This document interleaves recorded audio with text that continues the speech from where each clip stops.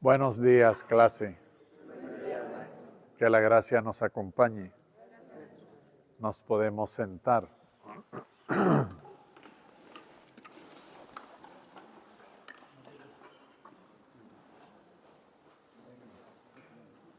Una vez más, nos encontramos en nuestra sesión de preguntas y respuestas. La palabra respuesta viene obviamente de responder, y responder está conformado por dos raíces. Re significa volver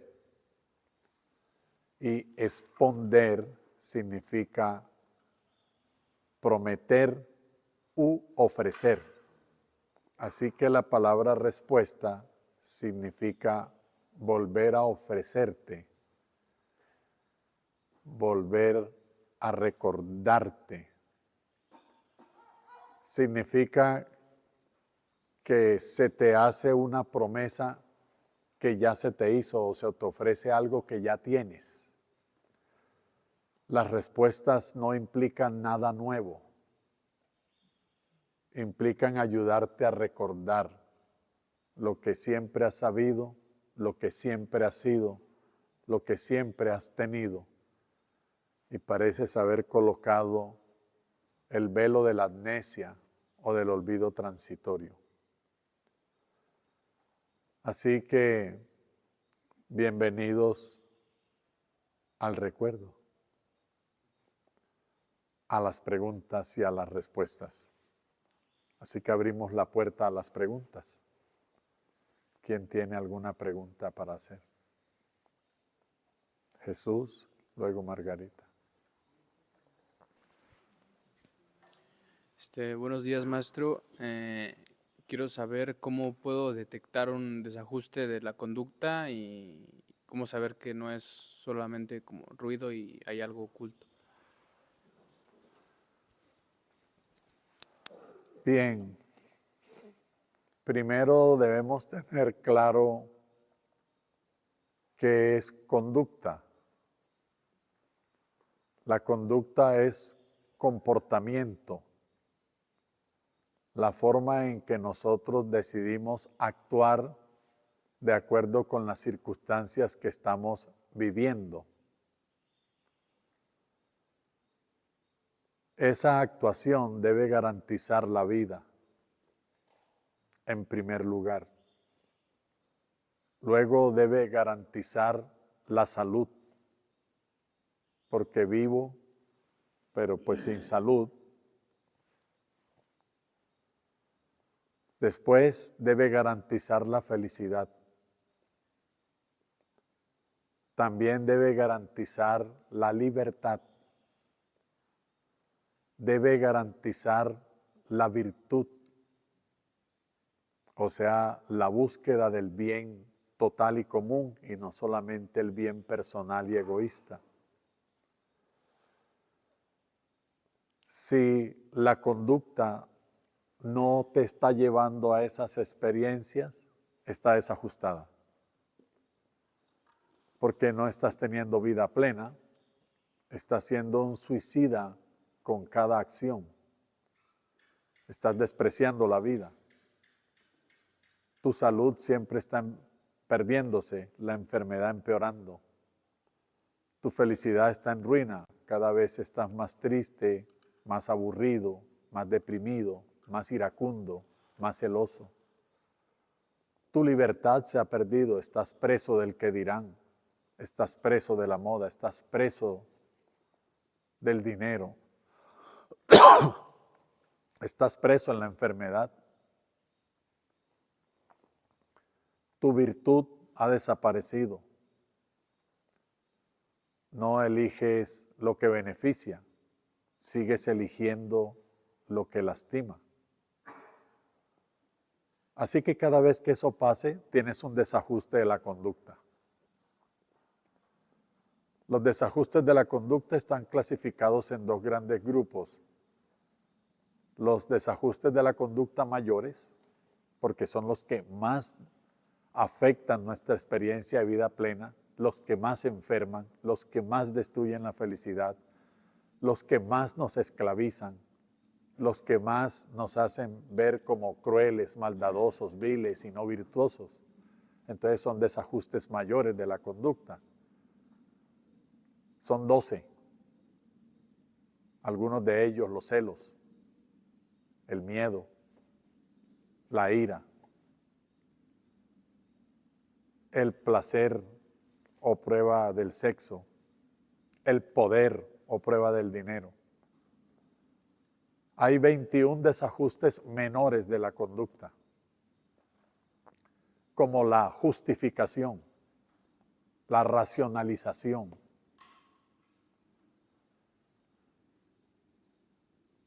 pero todos se identifican de la misma manera, porque nuestra experiencia de vida se vuelve sufriente. Entonces, si estás en alguna forma de sufrimiento, tienes un desajuste de la conducta. Las decisiones que tomamos determinan lo que nos pasa. Ahora, ¿cómo corregir los desajustes de la conducta una vez están identificados? Digamos que hay un eje central que es alcanzar la madurez mental. Solo a través de la madurez mental se pueden corregir los desajustes de la conducta. O dicho de otra manera, si estás desajustado es porque eres un inmaduro, no has madurado mentalmente. Y la madurez mental en nuestra escuela está formada por 5 aspectos o 5 ingredientes que pues si alguno se queda como estudiante el tiempo suficiente, siempre va a terminar conociéndolos y aplicándolos, porque no se resuelven con 10 minutos en una respuesta. Y hay que practicarlos. Margarita.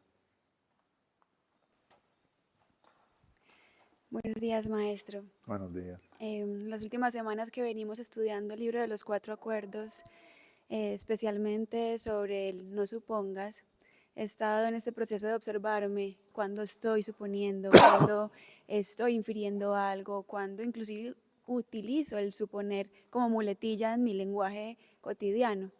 Y entran inquietudes como la siguiente, y es cómo identificar cuando estoy suponiendo o cuando estoy infiriendo siendo intuitiva acerca de algo. Ok. Primero es necesario definir de nuevo qué es una suposición, porque parece que es por eso que no sabes cuándo estás suponiendo, porque la definición de suposición no la recuerdas. Entonces, una suposición es dar por sentado, dar por verdad algo que no tiene pruebas y que no ha sido pasado por la razón. Así que cada vez que tú des por sentado algo de lo que no tienes pruebas y que no usaste siquiera la razón para validarlo, estás suponiendo. Así que si haces eso, siempre te das cuenta. Es que él debe ser mal geniado. Tiene una cara de bravo, tiene una cara de bravo. Yo recuerdo que de niño, un día papá se detuvo a saludar a un hombre que tenía una enorme cicatriz en la cara. Y yo me asusté y me escondí detrás de la pierna de mi papá. Papá me aló del brazo y me dijo, no le tengas miedo al caricortado. Tal vez deberías tenerle miedo al que le cortó la cara. Eso fue brutal.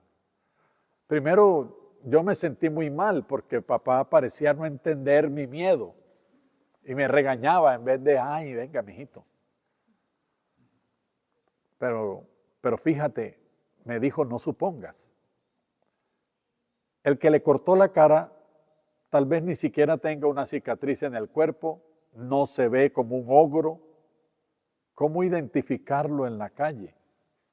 Y yo en cambio estaba suponiendo que el caricortao era el villano, el malo, porque así nos lo muestran las películas. Siempre el malo es tuerto, cojo, tiene cicatrices por toda parte, 50 tatuajes, habla ronco.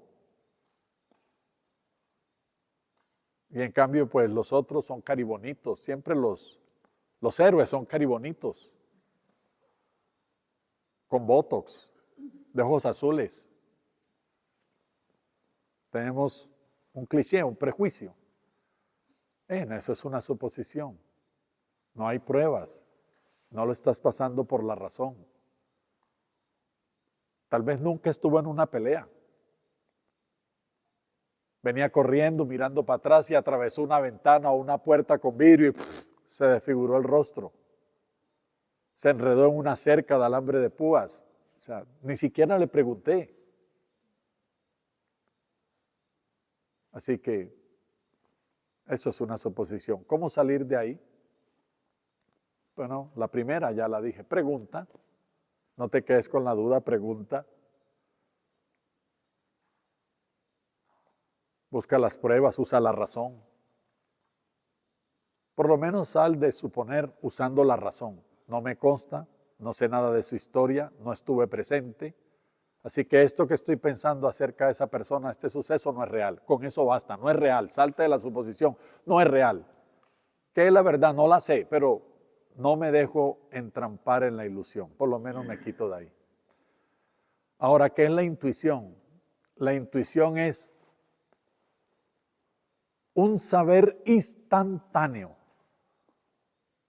sin que de nuevo la razón haya estado presente. No hubo un proceso lógico de pensamiento, no tuviste que abrir un libro, no fuiste al SENA a hacer un curso de 6 meses, pero que luego se valida a través de la experiencia personal y se verifica totalmente a través de la experiencia de los demás, que haciendo lo mismo que yo hice, consigan lo mismo que yo conseguí.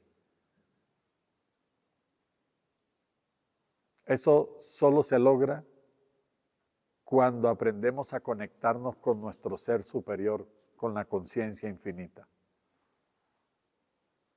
Antes la gente puede tener chispazos de esa intuición, especies de corazonadas, y son muy ocasionales. La mayoría de las veces son pajazos mentales porque luego no pueden ser comprobados a través de la experiencia personal y la experiencia de los demás. Hay un momento en que con la práctica, por ejemplo, de la meditación y otras, y la mente se despierta, vives permanentemente inspirada. Estás en la intuición o inspiración, permanentemente. O sea, hay una guía de la conciencia superior que siempre te revela las cosas, te las explica y te dice qué hacer, y nunca falla. Pero para eso falta pues pan y pedazo. Hay que practicar bastante. Luis Enrique.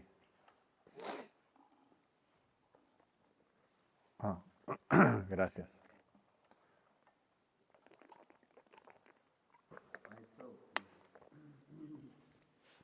Respecto a futuro y a presente, a veces podemos estar pensando más en un futuro que en un presente y se nos va los días, los meses y los años más concentrado en lo que pueda pasar a futuro que lo que hoy tenemos que hacer.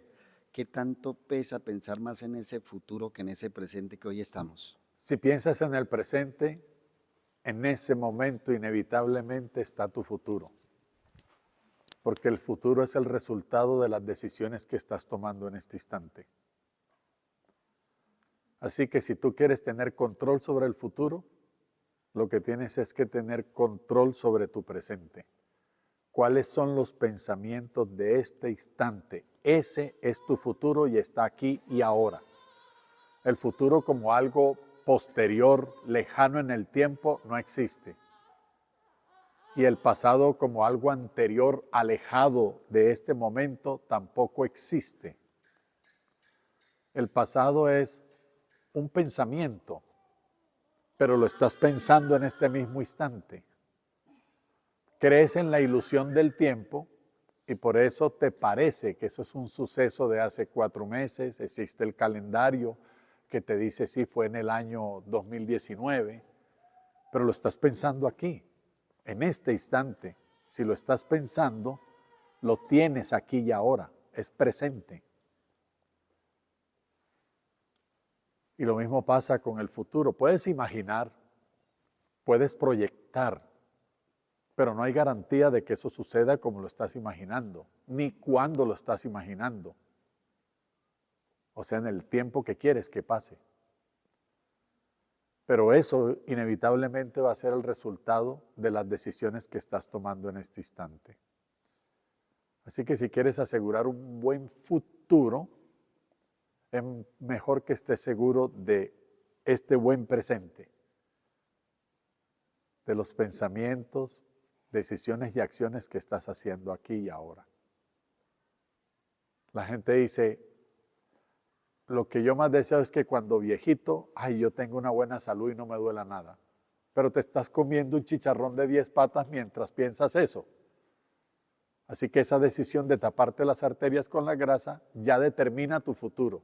Coronarias tapadas, 3 stents, cirugía de corazón abierto, un infarto, un ACV.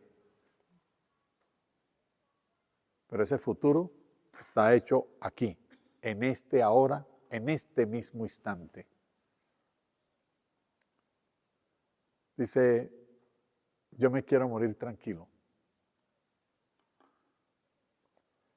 Bien, las decisiones de vivir angustiado, preocupado, aprisa, en agonía, determinan que así vas a morir, porque tu mente está entrenada para sentir eso siempre. Entonces vas a morir en agonía, preocupado, en tu último aliento todavía, dándole instrucciones a todos los demás y dejándole tus preocupaciones a los demás porque no te alcanzó la vida para las tuyas. Entonces, el futuro de verdad es aquí y ahora. No es una frase de cajón, es una frase que la gente no entiende, que es otra cosa. Pero el futuro es aquí y ahora, este instante. Voy a recibir 2 más, una por allá, una aquí, y pues vamos a ver. Vamos a ver si te cuelo, si no, me puedes preguntar por ahí en el pasillo. Maestro, buenos días. Buenos días. Maestro, en varias culturas ve uno representaciones de personas con el aro de iluminación, en otros con destellos de energía, también de rayitas que significan energía. Ese es el halo. El halo existe, el halo es percibible, el halo es una representación de ciertas personas en ciertos niveles. De todo el mundo. Así es como eres.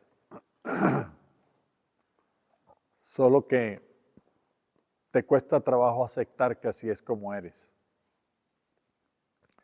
La iluminación no es algo que vas a conseguir, tú ya estás iluminado. La iluminación es algo que vas aceptando gradualmente hasta que te das cuenta plenamente que tú eres pura luz, eres claridad, eres conciencia, eres amor, eres verdad, eres justo, eres bondad, eres compasión. La educación ha querido convencerte que no, que eres malo, que eres descuidado, que eres iracundo, que eres desconfiado, que eres incapaz, que eres cruel, que eres egoísta.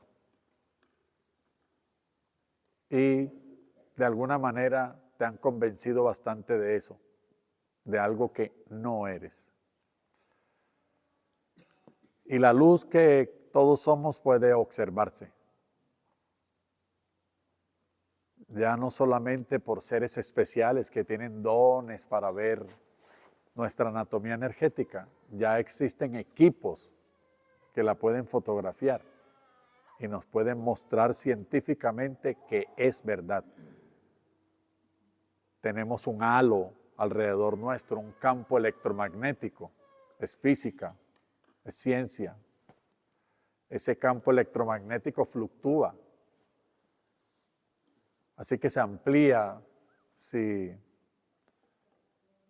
nuestros pensamientos y emociones son equilibrados, virtuosos, llenos de amor, y se contrae si por el contrario están llenos de resentimiento, dolor, odio, sufrimiento. Si nos reímos, se expande y brilla, y si lloramos, se contrae y se oscurece.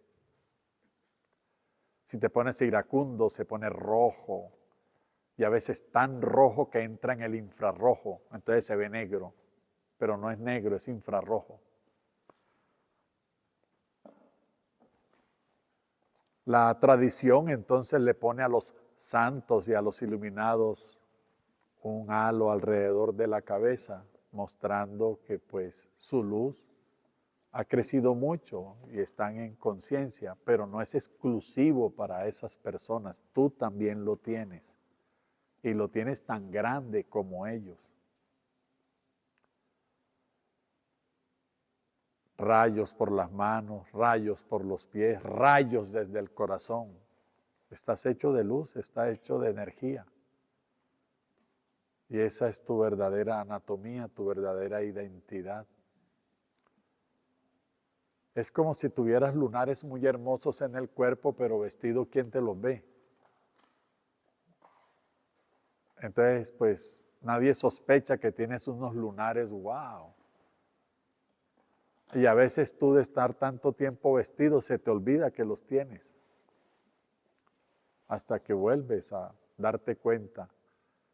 Y tal vez empiezas a desear que hubiera ropa transparente, por lo menos en ese pedazo, para poder lucir tus lunares encantadores.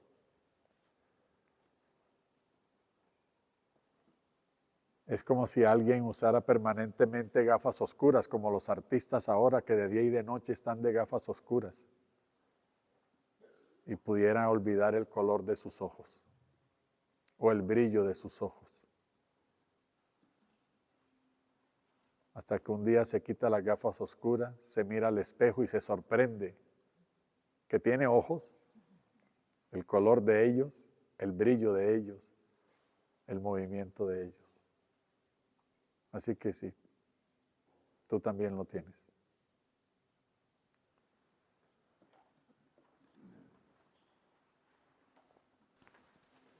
Maestro, el miedo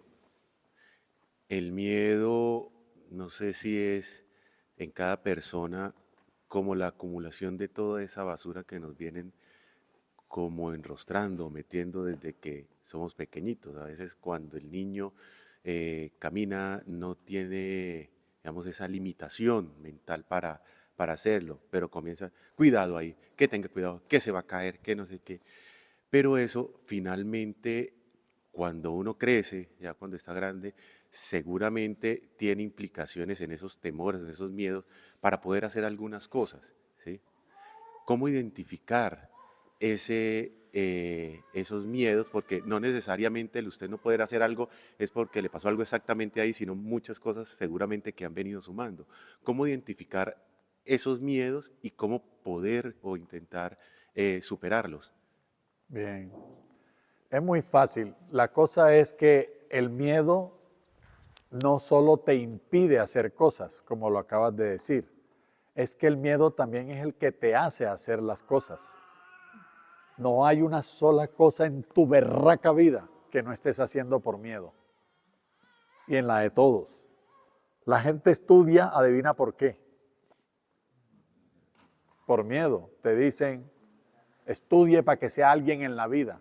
Así que tienes miedo a ser un don nadie. La gente trabaja, adivina por qué.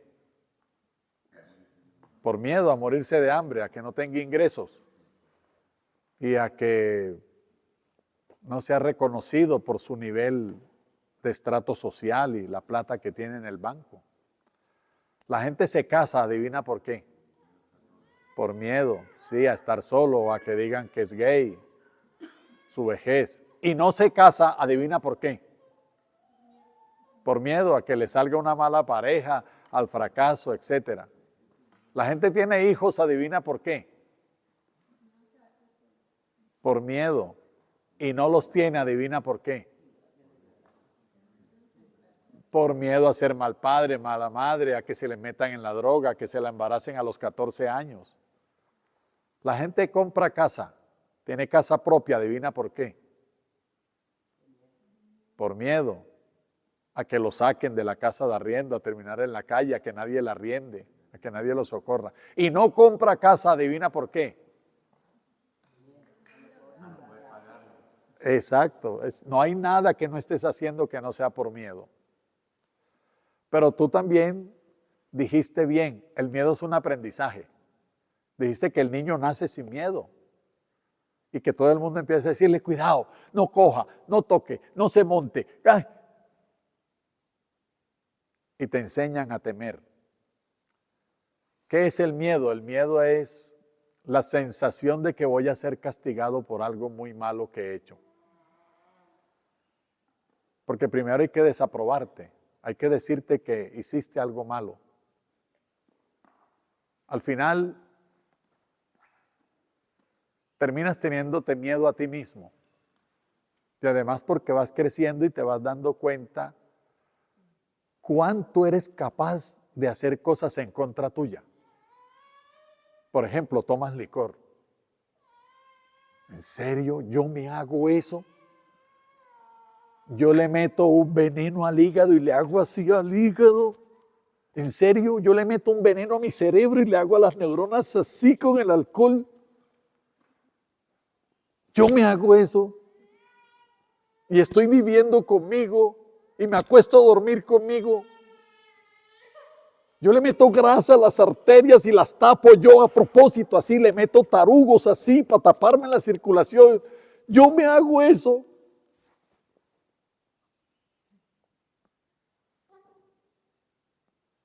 Es salvaje.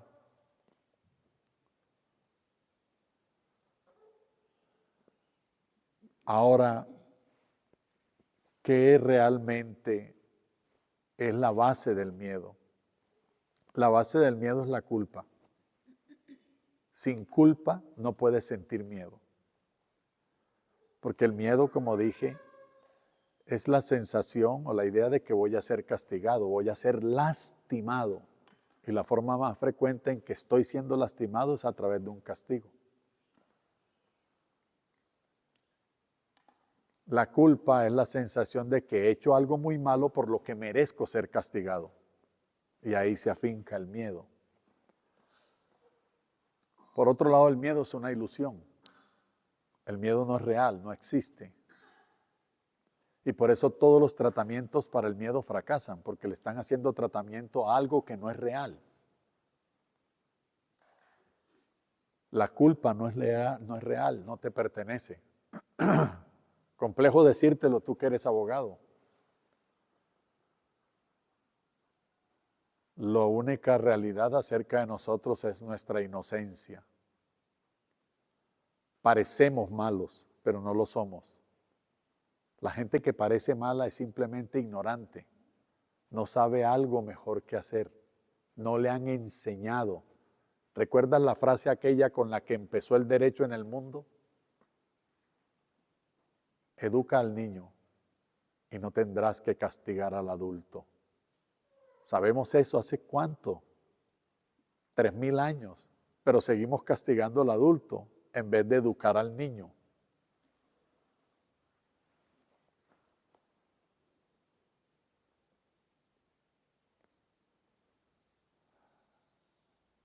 En realidad somos inocentes siempre, solamente ignorantes, no sabemos algo mejor que hacer, no nos han enseñado. O sufrientes, y la gente que sufre hace cosas desesperadas, producto de su sufrimiento. Y cuando hace cosas desesperadas, terminan siendo desobligantes, pero eso no los convierte en malos. Siguen siendo sufrientes y los sufrientes solo merecen compasión y curación. Así que si educamos y sanamos a través de la compasión, la maldad y los aparentes malos desaparecen. La inocencia se restaura. La culpa ya no tiene lugar. y el miedo se deshace y solo queda lo único real que siempre ha habido, que es el amor. Solo hay dos emociones que se pueden sentir y que explican todas las demás aparentes emociones, el miedo y el amor. Pero solo una de ellas es real. Solo el amor es real. El miedo no. Claro, estas palabras no convencen a nadie todavía. Hay mucha resistencia a aceptarlas, porque hemos estado buscando siempre malos, y ojalá más malos que yo, para justificar mi miseria, para negarme a cambiar. Es por eso que la gente ve noticieros, por ejemplo.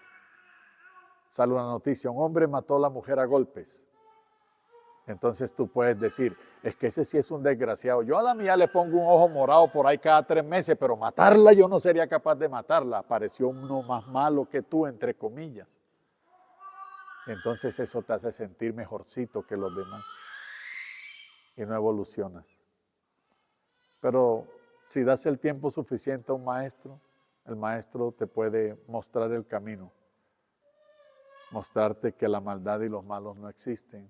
Que el miedo es una ilusión, que la culpa es una ilusión, que la inocencia es la verdad y la inocencia es un aspecto del amor y la única verdad es el amor. Y podemos tener el mundo que siempre hemos deseado, pero que nadie nos va a traer. Nos toca hacerlo a nosotros.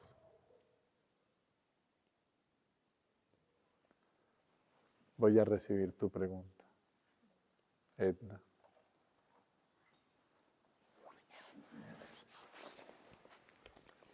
Buenos días, maestro. Buenos días. Mi pregunta va encaminada, de pronto justo tiene que ver con un miedo y es el miedo de el papel que desempeñamos como padres.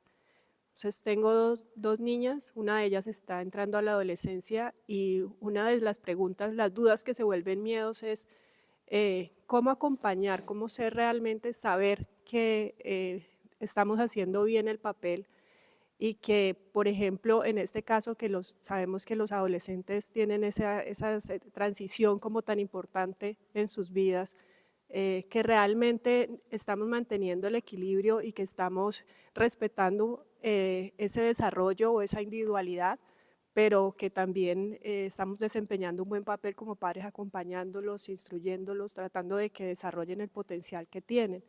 Pero pues digamos en ese aprendizaje mutuo creo que muchas veces nos sentimos como digamos perdidos en el sentido en el que los niños, que es por ejemplo en este caso una preadolescente está buscando su espacio y que no sabe uno realmente cómo estar ahí presente, que sienta que está uno presente, pero que no está haciendo el papel de padre sobreprotector, que está a toda hora digamos como limitándolo.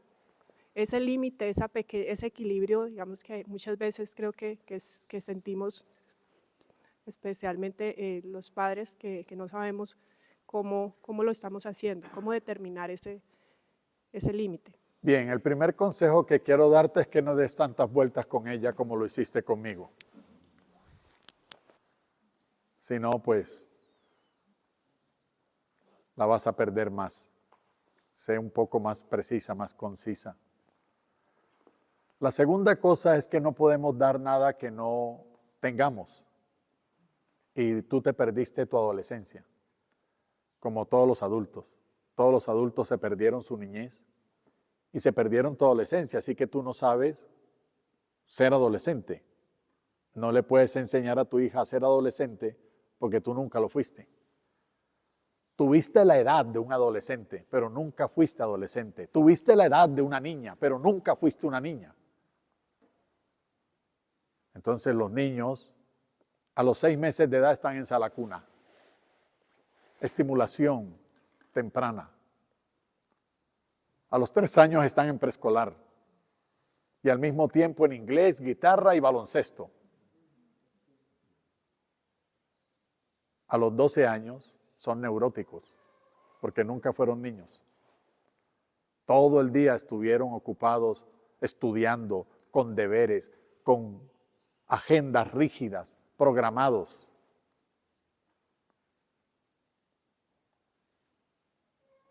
Y el poquito tiempo que podían pasar en la casa, solo estuvieron regañados, más oficio.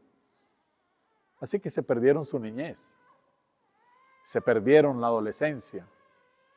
La característica del adolescente es la obligación de desafiar el mundo donde está, desafiar a su familia, desafiar el colegio, la educación, la sociedad, desafiar las normas, no por rebeldía, sino para asegurarse que eso que él va a heredar es conveniente, y si no, para cambiarlo antes de recibirlo. Tú te perdiste eso. A ti te dijeron, yo soy su papá, yo soy su mamá, haga caso. Y no pudiste desafiar. Y claro, desde más niña ya tenías miedo a la autoridad. Nunca tuviste confianza en la autoridad. Solo desarrollaste miedo a la autoridad. No amaste, solo temiste. Y ahí te perdiste. Así que el segundo consejo, el primero ya sabes cuál es. Deja ese rodeo, sé exacto con tus hijos, preciso con tus hijos. Di las cosas como son. La verdad pelada, desnuda, sin adornos. La verdad no necesita maquillaje. Es bella solo por ella.